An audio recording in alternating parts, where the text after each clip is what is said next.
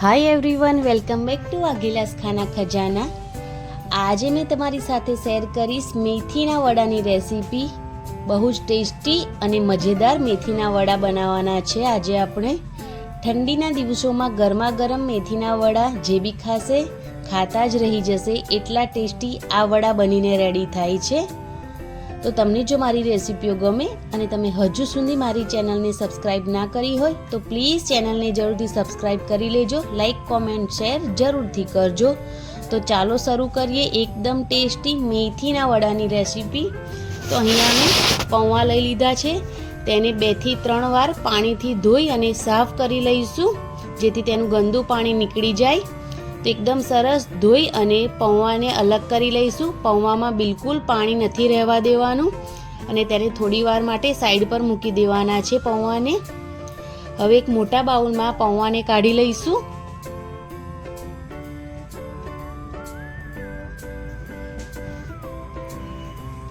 अने एकदम सारी रीते मेश करी लईशुं हाथनी मददथी। पौवाने धोया पछी बिलकुल पाणी ना रहे तेवी रीते निताળી અને તેને સાઈડ પર મૂકી દેવાના છે। હવે મેં અહીંયા એક વાટકી ભરીને મેથીની ભાજીને એકદમ સારી રીતે ધોઈ અને એકદમ ઝીણી સમારી લીધી છે। તો તેને પણ એડ કરી દઈશું। ત્યારબાદ થોડા તાજા ધાણાને એકદમ ઝીણા સમારીને લીધા છે, તો તેને પણ એડ કરી દઈશું। एक मोटी डूंगळी ने एकदम पातળી स्लाइस में कट करी लीधी छे, तो तेने पण एड करीशुं। हवे पौवा साथे मेथी डूंगळी ने एकदम सारी रीते मिक्स करी लईशुं। भाजी अने धाणा एड करीए तो ध्यान राखो के तेमां बिलकुल पाणी नहीं रहेवा देवानुं। एकदम सारी रीते धोई अने नीतળી जाय पछी तेने एड करवाना छे।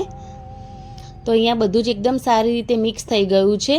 हवे मैं अहींया 2 चमची जेटला सफेद तल एड कर्या छे। तेनी साथे मैं अहींया रेड चिली फ्लेक्स एड करी छे 1 चमची। तमे लाल मरचुं पाउडर पण एड करी शको छो। थोड़ी हळदर एड करी छे। मरीने एकदम थोड़ा करकरा खांडीने एड कर्या छे। तमे मरी पाउडर पण एड करी शको छो।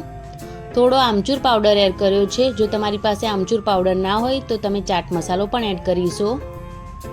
आखा दाणाने अधकचरा कचड़ीने एड कर्या छे, जेनो टेस्ट आ वडामां खूब ज सरस आवे छे। थोड़ी हींग एड करी छे अने मीठुं स्वाद प्रमाणे एड करीशुं।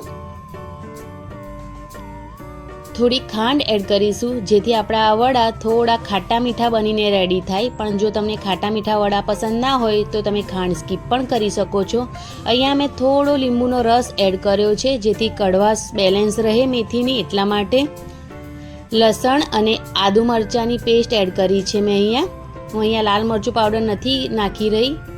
तमे जो रेड चिली फ्लेक्स ना नाखो तो थोड़ो लाल मरचुं पाउडर नाखी देजो। हवे एकदम सारी रीते बधा ज मसाला एड करीए छीए तेने एकदम सारी रीते हाथनी मददथी मिक्स करी लईशुं। तो एकदम सारी रीते बधा ज मसाला मिक्स थई गया छे। तो मैं अहींया बेसन लीधो छे अर्धी वाटकी जेटलो, तेने एड करीशुं। बेसन एड करवाथी आ वडानो टेस्ट खूब ज सारो लागे छे अने बाइंडिंगनुं काम पण करे छे बेसन, एटला माटे जरूरथी एड करवो। पाणी बिल्कुल एड नहीं करवानुं अने आ डोने मिक्स करवानो छे।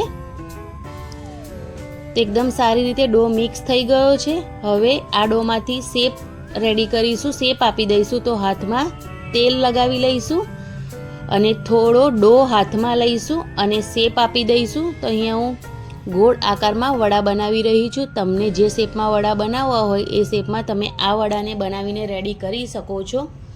वगर पाणी वगर ज डो बनाववानो छे अने तेमांथी वड़ा बनावीने रेडी करवाना छे।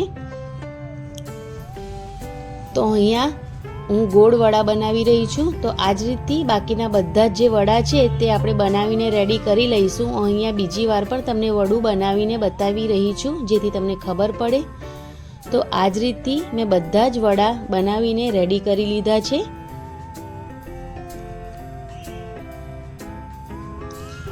तो हवे कढ़ाई मूकीशुं अने तेनी अंदर तेल गरम કરવા મૂકી દઈશું. તેલ ગરમ થઈ જાય એટલે વડા એડ કરીશું. આપણે આ વડાને સેલો ફ્રાય કરીશું, ડીપ ફ્રાય બિલકુલ નથી કરવાના.